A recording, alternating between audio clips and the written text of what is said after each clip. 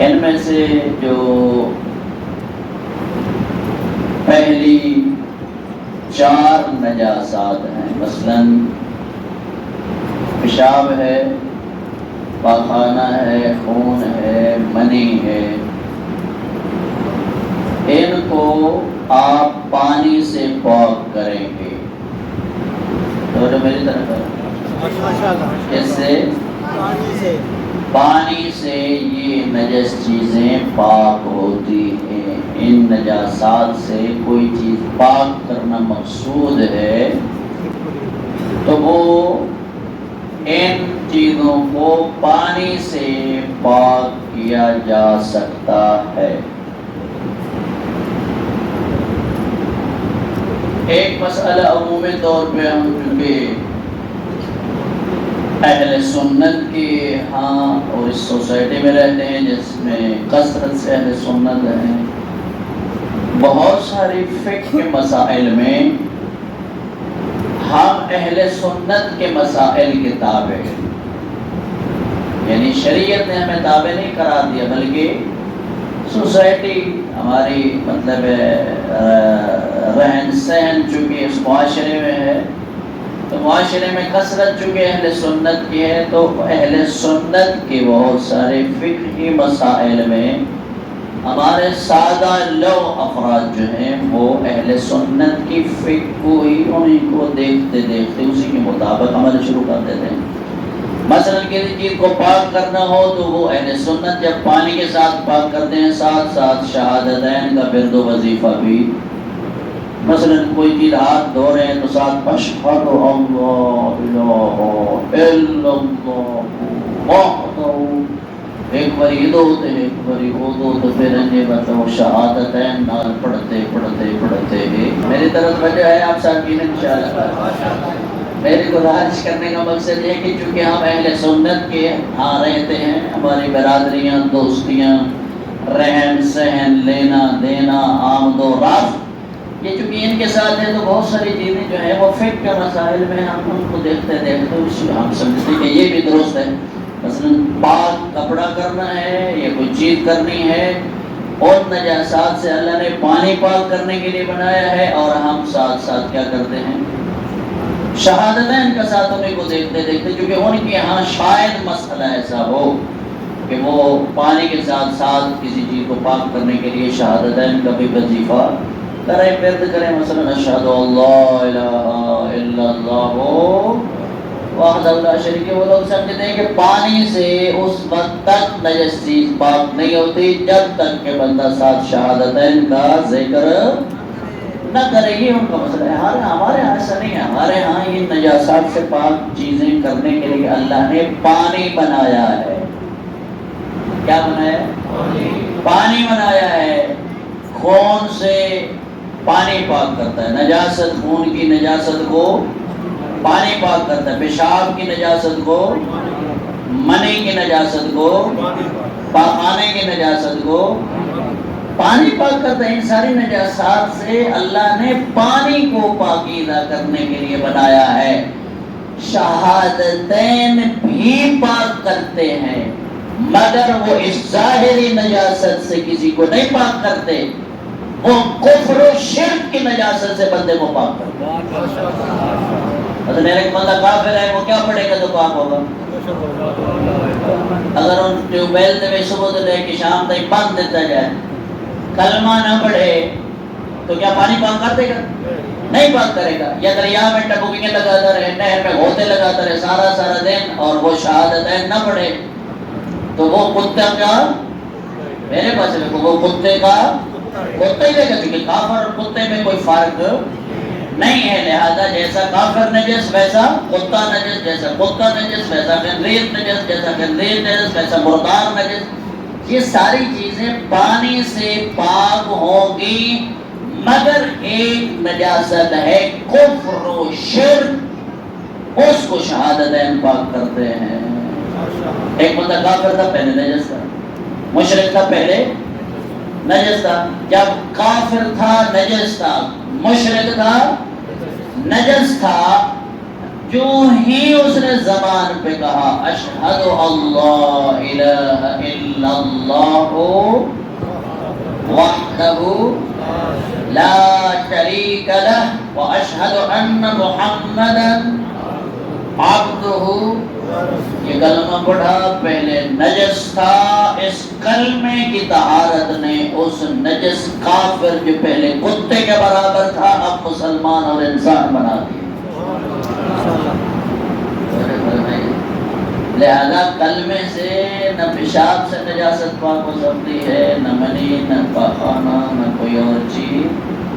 کلمہ صرف کفر سے کافر کو پاک کرتا ہے۔ کافر نجاست ہے یا نہیں ہے؟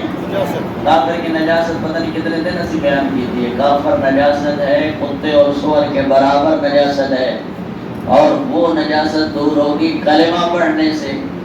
اچھا، ایک یہاں پہ بات درمیان میں ایک ہے مرتد انسان۔ مرتد کیا ہے کہ تھا وہ مسلمان مگر اس نے کسی ایسی چیز کا مطلب عقیدہ بنا لیا یا اس عقیدے کا اظہار کر دیا۔ اب پہلے وہ مسلمان تھا، اب اس غلط عقیدے کی وجہ سے وہ مرتد ہو گیا۔ کیا ہو گیا؟ مرتد ہو گیا۔ مثلا ضروریات دین میں سے کسی چیز کے انکار سے بندے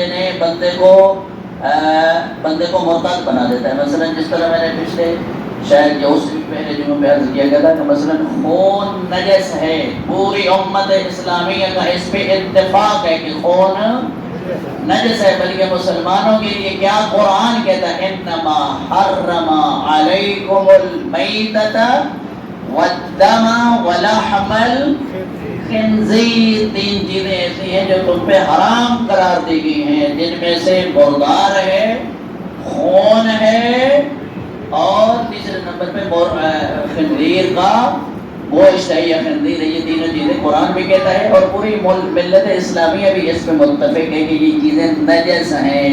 توجہ فرمائیے، یہ چیزیں نجس ہیں۔ اور اگر کوئی بندہ یہ عقیدہ رکھے کہ مثلا خون پاک ہے، یا کوئی عقیدہ رکھے خون حلال ہے، پہلے مسلمان تھا، اب اس کے اس عقیدے کی وجہ سے یہ بچے کیا پہ کرتے ہیں؟ صلوات پڑھ۔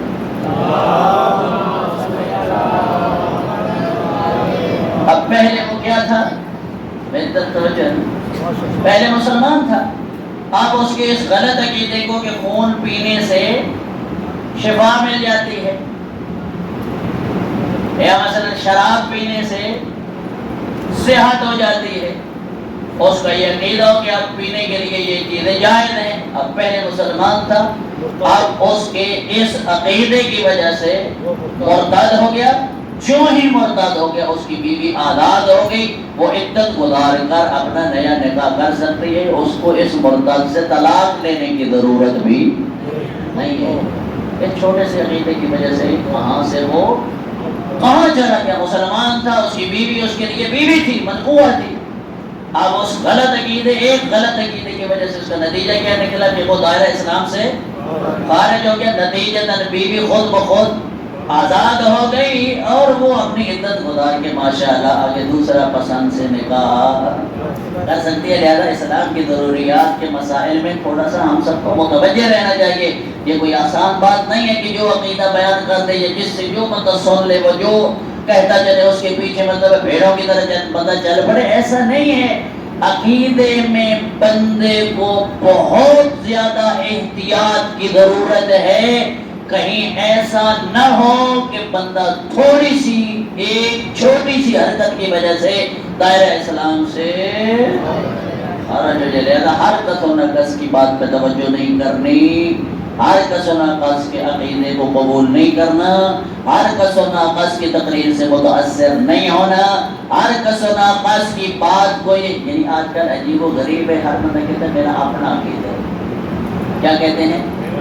میرا یہاں پہ ہمارے ایک پروفیسر ہوتے تھے، وہ راولپنڈی کے تھے، سکلین صاحب، غریبوں سے چھوٹو سے سید بقار نقوی صاحب، وہ کہتے تھے کہ عقیدہ مسلمانوں نے فیشن بنا لیا، ہر کو کہتا ہے میرا اپنا عقیدہ ہے، میرا اس طرح فیشن، میرا اپنا فیشن۔ عقیدہ فیشن نہیں ہے، عقیدہ نام ہے اللہ کے حکم، عقیدہ نام ہے محمد و آل محمد کے فرمان کا، اور یہ عقیدہ تب ہی بندے کا ٹھیک ہو سکتا ہے جب قرآن پڑھے یا پھر چودہ دا فرمان پڑھے۔ جدو کہ قرآن پڑھے گا ممبر پہ یہ بیٹھا ہوا مولوی بھی پتہ چل جائے گا یہ ایک نمبر ہے یا قرآن پڑھنے کا سب سے بڑا فائدہ، قرآن پڑھنے کا سب سے، اور کوئی بھی فائدہ نہ ہو تو کم از کم یہ مولوی یہ ممبر پہ بیٹھنے والوں کی ایک نمبری اور دو نمبری کا بندے کو پتہ چل جاتا ہے۔ لہذا قرآن پڑھیں گے تب جا کر بندے کا عقیدہ ٹھیک ہوگا۔ قرآن اور ساتھ محمد والے محمد کے کلام کی روشنی میں آپ مطالعہ کریں گے تو تب جا کر پتہ آج شب رحلت پیغمبر خدا ہے، آپ کو پتہ ہے شب رحلت سید الانبیاء زہرا کی یتیمی کی شب ہے۔ یہ عام بات نہیں ہے، یہ چھوٹی سی شب نہیں ہے، یہ عزاداری کی عام نہیں ہے، مثلا شب کی مثلا معمولی ہو۔ اور دوسری طرف امام حسن مجتبی کی شہادت کی شب ہے، آج زہر مل چکا ہے امام حسن مجتبی کو۔ روایت تو یہی کہتی ہے کہ ساری رات تڑپتے رہے امام حسن اپنے بستر میں، کبھی دائیں کروٹ کبھی بائیں کروٹ، ادھر ادھر سے۔ رحلت رسول خدا کی شب ہے، آج کی ہی وہ رات تھی نا کہ جس شب زہرا کی گود میں سر اقدس پیغمبر خدا تھا۔ دروازہ کھٹکا، پوچھا کون؟ جواب دیا ایک عرب ہوں، کیا چاہتا ہے؟ رسول اللہ کی زیارت کا خواستگار ہوں۔ بی بی نے فرمایا میرے بابا بیمار ہیں، اس وقت آرام کر رہے ہیں، بعد میں آنا۔ دوسری دفعہ پھر دستک تک الباب، کون؟ وہی عرب، کیوں آئے ہو؟ سید الانبیاء کی زیارت کا خواستگار ہوں۔ بی بی نے فرمایا واپس چلا جا، میرے بابا آرام کر رہے ہیں، قربان جاؤں تیری عظمت پہ زہرا۔ تیسری دفعہ جب تک الباب ہوا نا تو بی بی نے یہ جواب بھی دیا، اور بی بی اس کو جواب دیتے ہوئے رو پڑی۔ گرم آنسو زہرا کے گرے چہرے پیغمبر خدا پہ، آنکھیں کھول کے اپنی دختر کے چہرے کی طرف دیکھے یہی فرمایا، زہرا میری زندگی میں تجھے کس نے رلایا؟ میری زندگی میں تجھے کس نے رلایا ہے؟ بی بی فرماتی ہے بابا تیسری مرتبہ ایک عرب ہے جو دروازے پہ آپ کی زیارت کا خواستگار ہے، بار بار آ رہا ہے۔ پیغمبر خدا نے ارشاد فرمایا زہرا یہ کوئی عام عرب نہیں، یہ ملک الموت ہے، یہ تیری عظمت ہے کہ وہ اندر نہیں آ رہا، یہ تیرا مقام ہے کہ وہ اندر نہیں آ رہا۔ اللہ اکبر اللہ اکبر۔ کدھر گیا وہ وقت جب یہی زہرا تھی، یہی دروازہ پیغمبر خدا تھا، اندر بی بی کھڑی تھی، باہر مسلمانوں کا ہجوم تھا۔ باہر سے جب دروازے پہ تک الباب ہوا، بی بی نے پوچھا کون؟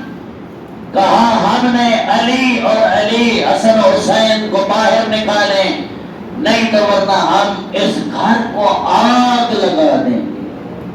بی بی نے فرمایا اس گھر میں تجھے پتا ہے زہرا رہتی ہے، اس گھر میں تجھے پتا ہے حسنین رہتے ہیں۔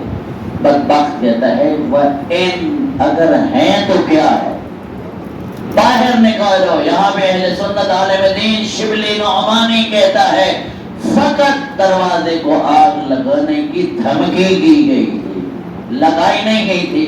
ہمارے بزرگ عالم دین علامہ شیخ محمد حسین تشفی رحمت اللہ علیہ جواب میں فرماتے تھے شبلی ذرا غور تو کر، یہ دھمکی کس بی بی کو دی گئی؟ جس بیوی کے آنے پہ پیغمبر خدا کھڑے ہو جاتے تھے، جس بیوی کو اپنے مقام پہ بٹھاتے تھے، جس بیوی کو اپنی ابا بچھا کر اوپر بٹھاتے تھے، جس بیوی کا کئی مرتبہ ہاتھ چومتے رہتے تھے، جس بیوی کا آگے بڑھ کے پیغمبر خدا استقبال کرتے رہتے تھے، جب تک زہرا کھڑی رہتی رسول اعظم کھڑے رہے۔ اس بیوی کے دروازے کو تم آگ لگانے کی دھمکی عام فرق سمجھتے ہو، لیکن ہمارے تو علماء محققین یہ کہتے ہیں دھمکی نہیں تھی، آگ لگائی گئی، اور پھر جب آگ لگی پھر آگ لگی ہی نہیں رہی بلکہ اس بدبخت نے جلتے دروازے کو اپنے پاؤں سے دھکا مارا، اب پیچھے تھی پتھروں کی دیوار، آگے تھا جلتا دروازہ زہرا پہ گرا، بیوی پیچھے پتھر کی دیوار پہ گری، دروازہ اور دیوار کے درمیان زہرا پس کے رہ گئی، اور بیوی زمین پہ آ کر بڑا دکھی بین کیا۔ بیوی فرماتی یا ابتا، ہائے میرے بابا، تیرے جانے کے بعد مسلمانوں نے مجھ پہ وہ ظلم کیے، اگر سفید دنوں پہ آتے سیاہ راتوں میں بدل جاتے۔ الا لعنت اللہ علی القوم الظالمین وسيعلم الذين ظلموا أي منقلب ينقلبون ربنا تقبل منا إنك أنت السميع الدعاء بحق زهراء وأبيها وبعلها وبنيها وسر المستضعف فيها۔ میرا خیال